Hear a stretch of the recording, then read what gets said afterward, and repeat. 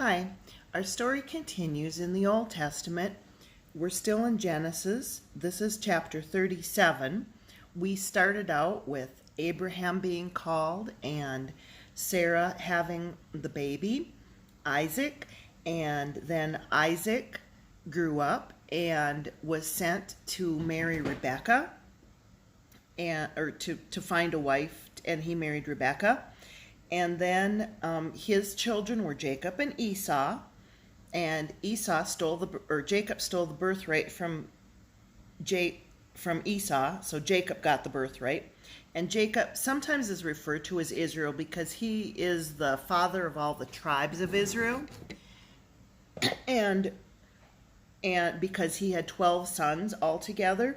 When Jacob married both Leah and Rachel, altogether he had 12 sons, and one of the sons is Joseph.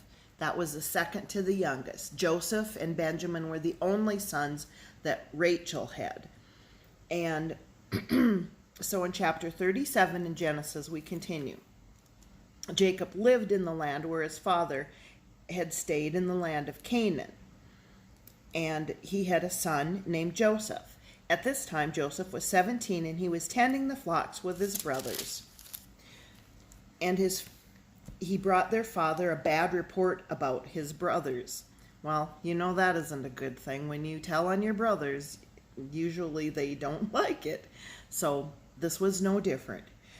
Now, Israel, who is another name for Jacob, loved Joseph more than any of his other sons because he had been born to him in his old age, and he made a richly ornamented robe for him. We sometimes call it the coat of many colors, and like I said, this was the daughter of Rachel, or the son of Rachel, and that was why they had such a close relationship. And when his brothers saw that their father loved him more than any of them, they hated him, and they could not speak a kind word to him. Joseph had a dream then, and when he told his brothers, they hated him all the more. In the dream, Joseph had a dream that they were binding sheaves of grain in the field, when suddenly my sheaf rose up, and it stood upright, and when your sheaves gathered all around mine, and then they bowed down to it. His brothers said to him, "Do you intend to reign over us? Will you actually rule us?" And they hated him all the more because of the dream and what he had said. Then he had another dream, and he told it to his brothers. "Listen," he said, "I had another dream, and this time the sun and the moon and 11 stars were bowing down to me." And when he told his father as well as his brothers, his father rebuked him, and he said, "What is this dream you've had? Will your mother and I and your brothers actually come and bow down in the ground to you?" His brothers were jealous, but his father kept the matters in his mind. Now, I don't think Joseph had anything to do with the dreams that he had, but God was giving him some picture into the future of what really was going to happen. And he didn't have a good relationship with his brothers, not really just because of anything he had done, but just because of the way things worked out. Their father really did treat him differently than the others, which wasn't a good way to do things, but that is how it was. And sometimes things are just real and true, aren't they? So this is Joseph telling his brothers about the dream that he had, and they just became increasingly angry with him. And so they, like we said, they just didn't have a good relationship. And his brothers worked tending sheep, because in those days you had to take your sheep out into the pasture. You know, they didn't have barbed wire then. You couldn't make a big fence and keep all your animals in it. You had to go out and take care of them, because they probably made their fences maybe just by piling up stones, and they would maybe make a fold, like a yard that they would keep the sheep in at night, and you couldn't make the whole fence all around. with the rocks. So then at night, during the day, at night they would stay in there, and then during the day they would take the sheep out. And sometimes they take the sheep far away. And this is what they had done. They had gone far off to find some better grazing and some better water. And they had gone to Shechem. And Israel said to Joseph, "As you know, your brothers are grazing their flocks. Come, I'm going to send you to them." "Very well," Joseph replied. And so he said to them, "Go and see if all is well with your brothers and the flocks, and bring back word to me." And then he sent him off from the valley of Hebron. And when Joseph arrived at Shechem, a man found him wandering around. He said, "What are you looking for?" "Well, I'm looking for my brothers. Can you tell me where they're grazing?" "Well, they moved from here. I heard them say, 'Let's go to Dothan.'" So Joseph went after his brothers and found them near Dothan. But they saw him in the distance, and before he even reached them, they plotted to kill him. "Here comes the dreamer," they said. "Come on, let's kill him and throw him in one of these cisterns," which a cistern is a well where water is. And then we'll say that a ferocious animal devoured him, and then we'll see what comes of his dreams. When Reuben heard this, he tried to rescue them from their hands. And he said, "Let's not take his life. Don't shed any blood. Throw him in the cistern here, but don't lay a hand on him." And Reuben planned to go back and rescue him later and take him back to his father. So when Joseph came to his brothers, they stripped off his robe, the richly ornated robe that he was wearing, and they took him and they threw him into the cistern. Now the cistern was empty. There was no water in it. And they sat down and had their meal and looked up and saw a caravan of Ishmaelites coming from Gilead. Their camels were loaded with spices and balm and myrrh, and they were on their way to Egypt. Judah said to his brothers, "What will we gain if we kill our brother and cover up the blood? Come, let's just sell him to the Ishmaelites, who would take him to Egypt." And when Joseph returned, he saw that he was gone. So here came the Ishmaelites, and they were on a caravan, and they were going to trade in Egypt. Then they said, "Hey, do you want to buy our brother?" Or, well, they didn't call him a brother, of course. They just said, "Did you want to buy a slave?" And they took him, and they paid them some money for him, and they sent him on their way. And let's see, I guess this is some more of them bargaining, how much will you give me for this slave? And so they paid money, and they had taken his robe off, and they sent him off to Egypt.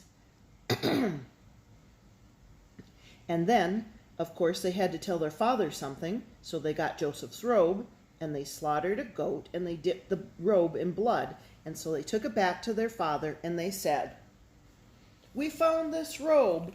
You should look at it and see if this is the robe that belongs to Joseph." And he examined it, and he said, "It's my son's robe. Some ferocious animals devoured him. Joseph has surely been torn to pieces." And Jacob tore his clothes and put on sackcloth and mourned for him for many, many days. And his father wept for him. Meanwhile, the Midianites sold Joseph in Egypt to a rich man named Potiphar. And at that time, Potiphar was a very wealthy man, and he really was not evil in any way. He just had some servants and some slaves in his house, and he treated them well.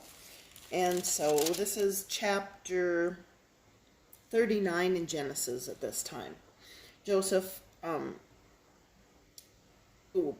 Potiphar was one of Pharaoh's officials, and the Lord was with Joseph, and he prospered, and he lived in the house of the Egyptian master.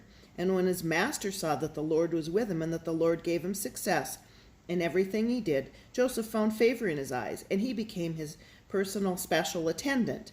Potiphar put him in charge of the household, and he trusted to his care everything that he owned.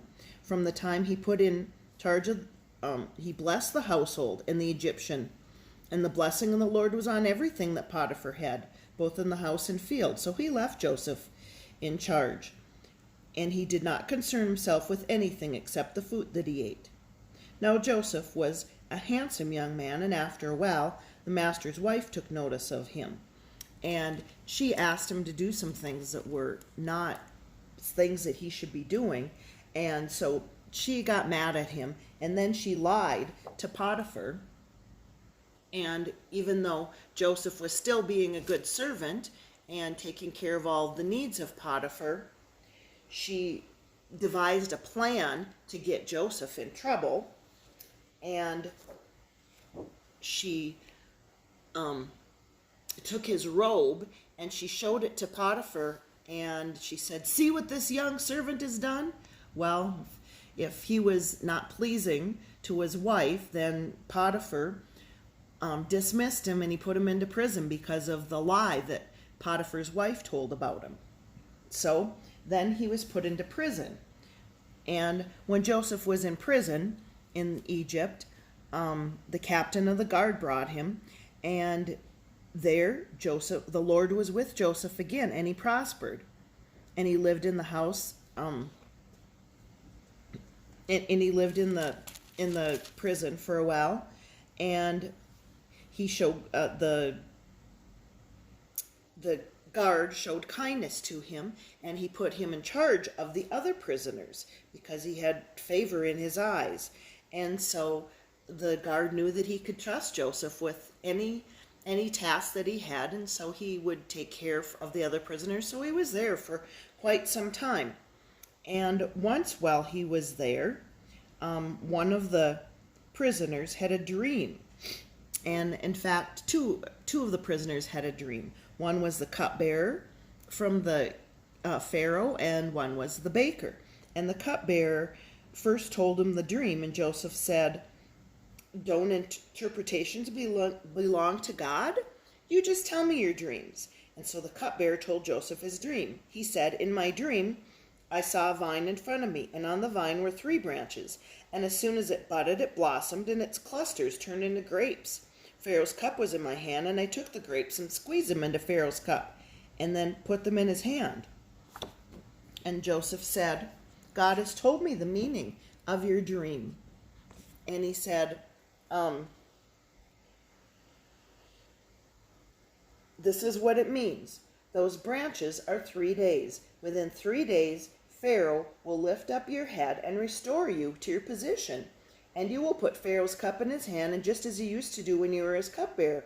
But when all mention came to Pharaoh, but then when he got his job back, he said, 'Will you please mention me to Pharaoh and tell him that I've been falsely accused and I've been put into prison.' And of course, the cupbearer thought this sounded wonderful, and that, of course he would do it. So after 3 days, the cupbearer really did get his job back. And so the baker said, 'Hey, that worked out really good.' He said, 'Hey, can I tell you my dream?' And so he said, 'I too had a dream. On my head were 3 baskets of bread. In the top basket were all kinds of baked goods for Pharaoh, and the birds were eating them out of the basket.' And Joseph said, 'This is what it means. The 3 baskets are 3 days. Within 3 days, Pharaoh will lift off your head and hang you in a tree, and the birds will eat away your flesh.' And that also happened, but his didn't turn out as good, did it? I believe that the pharaohs had a great deal of power, and no matter what they said, whether it was good or bad or right or wrong, everyone had to obey and listen to the pharaoh. So remember, the cupbearer had gone back, and he was bringing food to Pharaoh, and he had been back for 2 years, and he had forgotten all about Joseph, and he did not tell Pharaoh about him. But at that time, Pharaoh had a dream, and he was telling people his dream, and he was looking for interpretations for his dream, and no one had the interpretation. And then the cupbearer said, "Oh, I just remembered." He said, "Today I'm reminded of my shortcomings. Pharaoh was once angry with his servants, and he imprisoned me. And each of us, the guard or the baker and I, had a dream, And this young man that was in prison told us the meaning of our dreams. And so immediately Pharaoh said, go get him, bring him out of prison, out of the dungeon. He said, get him shaved, change his clothes. And he came before Pharaoh. And Pharaoh said, I had a dream and no one can interpret it. But I've heard it said that you can interpret it. And Joseph said, I cannot. He replied, but God will give Pharaoh the answer he desires. Then Pharaoh told him his dream. And he said, in my dream, I was standing along the river, and there were 7 cows, fat and sleek, that came up out of the water.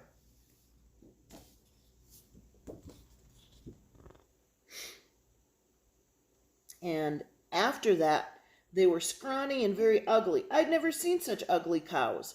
And then the lean, ugly cows ate up the 7 fat cows that came up. And even after they ate them, no one could even tell what they had done. They just looked as ugly as before. And then I woke up. And then, also in my dreams, I saw 7 heads of grain, full and good. And then there were 7 thin heads of grain, and they swallowed up the 7 good heads, and I told this to the magicians, but no one could explain them to me. Then Joseph said to Pharaoh, the dreams are one and the same. They are about a coming famine for the land of Egypt. For 7 years, the famine will follow them. After that, though, so there will be 7 years of abundance, and that will be soon forgotten. And then famine will ravage the land, and the abundance in the land will not be remembered, because the famine will be so severe.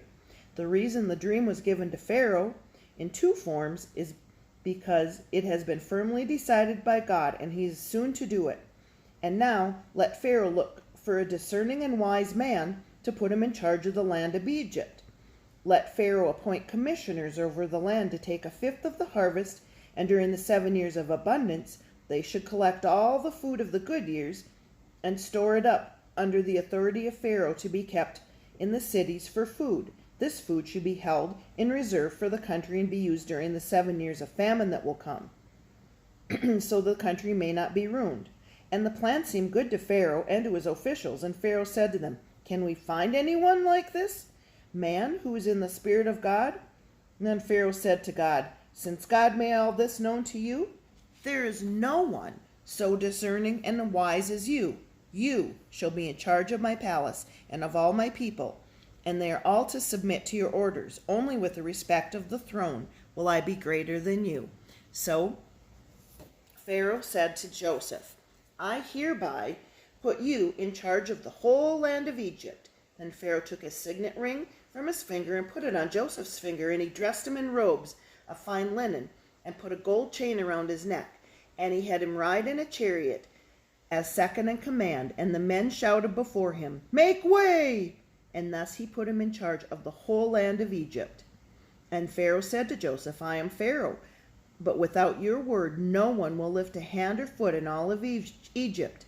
Pharaoh gave Joseph a new name, it's hard to pronounce, Zephanath, Panah, and he gave him Asenath, the daughter of Potiphera, priest, to be his wife. And Joseph went through the land of Egypt. And Joseph was 30 years old when he entered the service of Pharaoh the king. And Joseph went out from Pharaoh's presence and traveled throughout Egypt. And during the 7 years of abundance, Joseph collected all the food produced in those 7 years and stored it in the cities. In each city, he put the food grown in the fields surrounding it. Joseph stored up huge quantities of grain, like the sand of the sea, and it was so much that he stopped keeping records because it was beyond measure. And before the years of famine came, 2 sons were born to Joseph by his wife, and he named his firstborn Manasseh. And he said, it is because God made me forget all my trouble and my father's household. And the second son he named Ephraim, and he said, it is because God has made me fruitful in the land of my suffering. The 7 years of abundance came to an end, and then the 7 years of famine came. And all of Egypt began to feel the famine, and the people cried to Pharaoh for food. Then Pharaoh told all the Egyptians, "Go to Joseph and do what he tells you." And when the famine had spread over the whole country, Joseph opened the storehouses and sold grain to the people of Egypt. And at that time, the famine was also spread worldwide, and Joseph's brothers back in the land of Canaan were also feeling the famine, and they heard that there was grain in Egypt. So Jacob had learned that, and he said, "Why don't you guys go to Egypt and go down there and see if you can get some grain for us so that we may live and not die?" So 10 of Joseph's brothers went down to buy grain from Egypt. Now remember, there were 12 sons in all. Joseph and Benjamin were the youngest two from Rachel, and the 10 older sons were the ones that were sent to buy grain in Egypt. And so they came to purchase grain, and they brought with them the money because Abraham was a rich man. He just didn't have any food.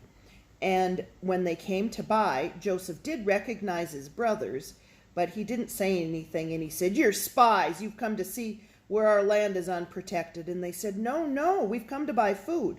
And Joseph asked them about their families, and he wanted to test them to see if they had hurt his younger brother Benjamin at all in any way. So Joseph did put him into prison for a couple of days, and he fed them there. And then afterwards he said, "Okay, here's what I'm going to do." He said, I'm going to sell you this, and if you're honest men, I want one of your brothers to stay here in prison while the rest go back to your starving household. And so they were concerned, and they talked among themselves and said, "I bet this is because of what we've done. God is punishing us. We were bad to our brother Joseph." And so anyway, they did what he said, and they bought the food, and Joseph gave orders to fill their bags with grain and also to put their silver back in their bag again. So when they were on their way home, they discovered the silver was still in their bag, and they thought, "Oh great, this very scary and powerful ruler is really going to be mad at us because our grain or our money was back in our bags." But they had not done it themselves, but Joseph had done it as a test for them. So they went home and they ate the grain, and the grain was gone after a while. And their father said, "You have to go back and buy some more grain." They said, "We can't. Our silver was in our bags when we got home, and this ruler was very harsh with us. He is not going to be happy." And he said, "Well, we're going to die if we don't have food. You need to go." So, and also Joseph had told them, he said, "Well, just to know that you're telling the truth, you have to bring your younger brother Benjamin with." And that really was a test because he wanted to see if Benjamin was okay, but his father did not want to send him, but he did anyway because he said, "Well, if we don't send him, we're going to starve." So they went back and he said, "We're going to bring double the money this time. We're going to double the silver because we don't want this man to be angry with us." So they came back to Egypt again another time, and they wanted to buy food, and they did bring that back, and they said, "Hey, our money was here. We brought you double the money." And so then on that journey, we're in chapter 43 of Genesis. So the men took the gifts and double the amount of silver, and they brought Benjamin also, and they hurried to Egypt, and they presented themselves to Joseph. And when Joseph saw Benjamin was with them, he said to the steward of the house, "Take these men to my house and slaughter an animal and prepare dinner. They are to eat with me at noon." And so they said, "Please, sir, when we came the first time to buy food, we stopped for the night and opened our sacks and found the silver, so we brought it back." He said, "It's all right. Don't be afraid. Your God is the God of your father, and he has given you the treasure in your sacks I received." So he showed that he wasn't angry at that time. And then he still wanted to protect his little brother Benjamin from them. So he said, "I believe you, but if anything happens again," he said, "I'm going to hold you responsible. And you know what?" He says, "You find anything, then I'm going to keep that man for a slave if I find anything in any of your sacks." Well, he Joseph himself told his servants to hide his own personal cup in the sack of Benjamin so that they would find it. So they let everybody go, and then after they went, they gave them a little time to get a head start, and then Joseph sent some of his servants after him, and then they said, "Hey, the king's cup is gone." And they went and they started searching the bags. They said, "Whoever's bag we find it in is going to come back and be his slave." Well, Joseph was doing this because he wanted to protect his little brother Benjamin. So they put it specifically in Benjamin's bag, and they brought it with them. So they went out, and the servants came and they started searching each man's bag, and they said, "We are missing a silver cup from our leader Joseph." Or no, they didn't tell him his name. I shouldn't say that yet because they still didn't know who he was. They said our master has said that his silver cup is missing. So they went and looked through the bags, and sure enough, they got to Joseph's bag, and they said, "What? I have not taken this." And they didn't know what to do. And then his brother Judah said, "Oh no, how can we prove our innocence?" He said, "You know what?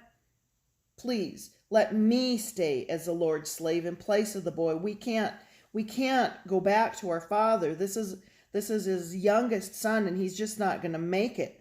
And so at that time, Joseph was starting to realize that they cared about their brother Benjamin, and they weren't going to let any harm come to him.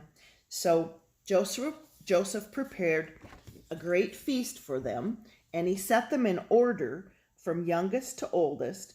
And they thought, wow, how does he even know this?